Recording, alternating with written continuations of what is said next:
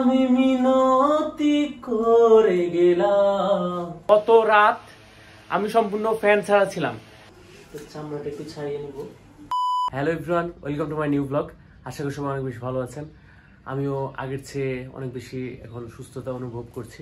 আজকে আমি যেটা করব, আগে দুপুরে ভাত খাবো, তারপর বাইরে যাব, সেখানে কিছু খাওয়া দাওয়া করবো, তারপর আবার বাসায় এসে রান্না করবো। সো দেখে আপনারা অনেক বেশি এনজয় করবেন। তো ভিডিওটি শেষ পর্যন্ত দেখতে থাকুন।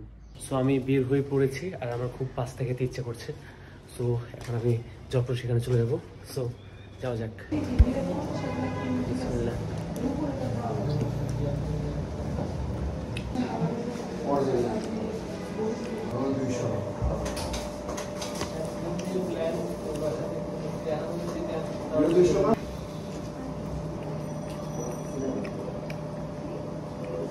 A few moments later. তো গাইজ, গত রাত আমি সম্পূর্ণ ফ্যান ছাড়া ছিলাম। কারণ হচ্ছে আমার উপরে যে ফ্যানটা দেখতে পাচ্ছেন, ক্যাপাসিটর একদম নষ্ট হয়ে যায় বলা চলে। তো এখন হচ্ছে আমি এটার ক্যাপাসিটর লাগাবো। এই হচ্ছে capacitor. A few moments later. এখন দেখতে পাচ্ছেন আমি ফ্যানের রেগুলেটর লাগিয়ে দিয়েছি। কি সুন্দর করে ফ্যানটা ঘুরছে দেখুন। আমি রান্না করবো মুরগির মাংস। তো এটা ভেজার জন্য দিয়ে রাখবো। রান্না করবো তার জন্য হচ্ছে পাতিলে আমি, যেহেতু আমরা তিনজন, আমি, আমার ফ্রেন্ড সময় আর ফ্রেন্ড রাকিব। সো আমাদের যদি 3:30 পর 2 বেলা খেতে পারবো। ধুয়ে তারপর চুলায় বসিয়ে দেব।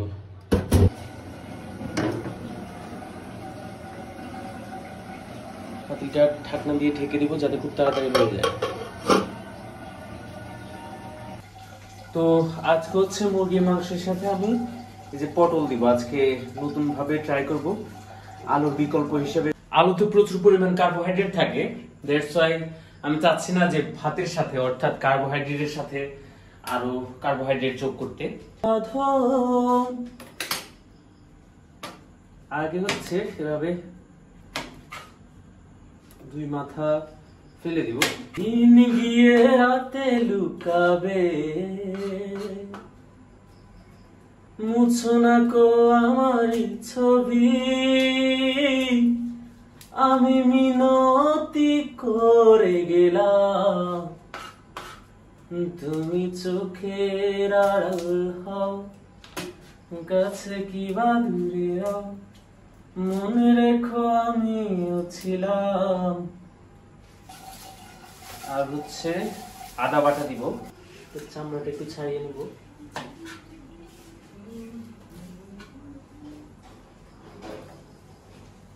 এই যে আদা আর রসুন একসাথে ব্লেন্ড করে নেব।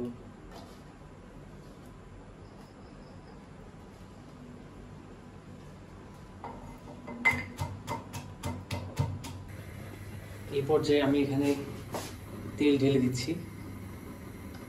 তেল গরম হয়ে এসেছে। এই মুহূর্তে আমি দিয়ে দিচ্ছি কয়েকটা এলাচ, গোলমরিচ, লবঙ্গ।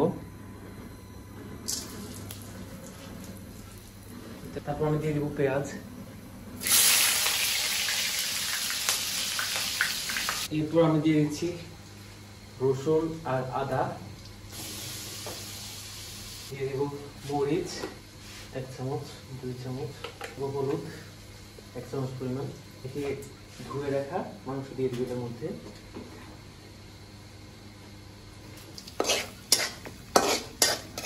আমি এটার মধ্যে পটলগুলো দিয়ে দিব।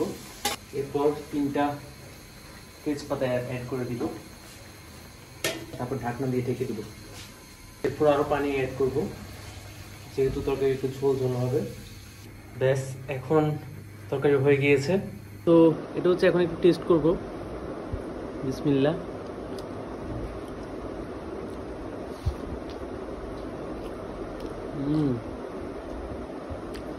জাস্ট অসাধারণ গাইস, অসাধারণ হয়েছে।